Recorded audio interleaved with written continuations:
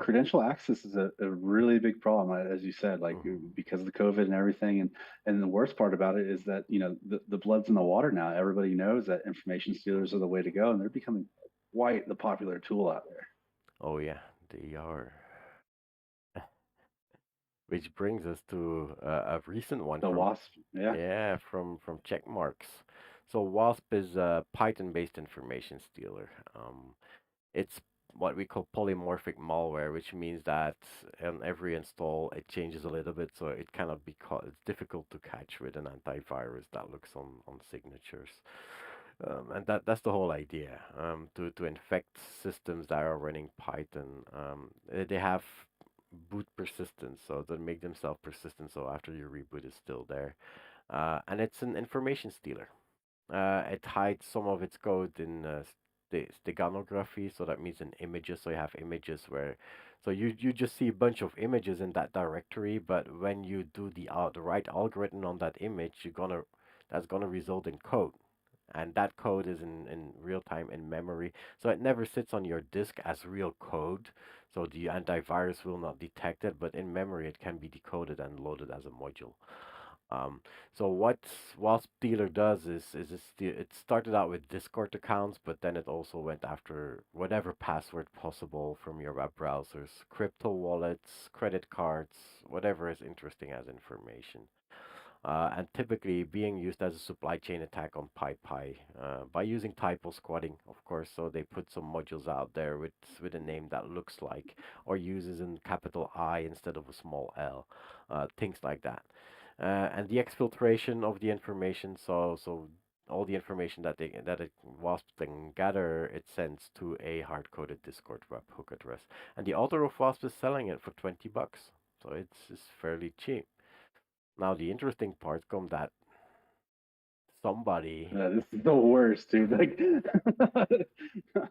yeah, absolutely the worst. so somebody found a good idea to lure users into installing that malicious package for WASP. So imagine this.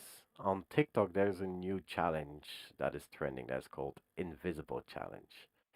And that all goes around a filter that is called invisible body. When you put that filter, only the profile of your body is visible. So what's inside the body is not colored in. That's what the filter does. So there's now a new challenge where people are posing naked and making naked videos using that invisible body.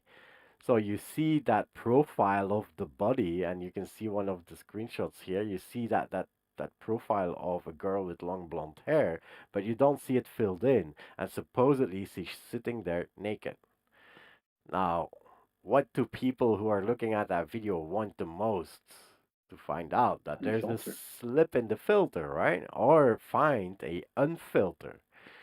So one one of those guys had the great idea to create a unfilter for invisible body. So he was posting links on TikTok videos and comments and so on with a fake software called Unfilter. And that fake software Unfilter has a tutorial, has a whole install procedure, and it explains you how to use Python and how to use certain modules to install using PyPy. And one of those modules contain WASP. Yeah, smart boy. Very smart. Yeah. So whenever there's That, something popular, the scams are reaching the limit. but that's something that we see with the information stealers. Like we had covered it in the past that they use YouTube videos, Cheat. specifically like looking at the Yeah. FIFA World Cup, where Yeah. criminals are using backdoor to crack versions of FIFA soccer games to put information stealers in. It's unbelievable what people will use for lure for information stealers, and this is just showing how far they're willing to go. Yeah. So if Uh, you do invisible body videos, you're part of the problem.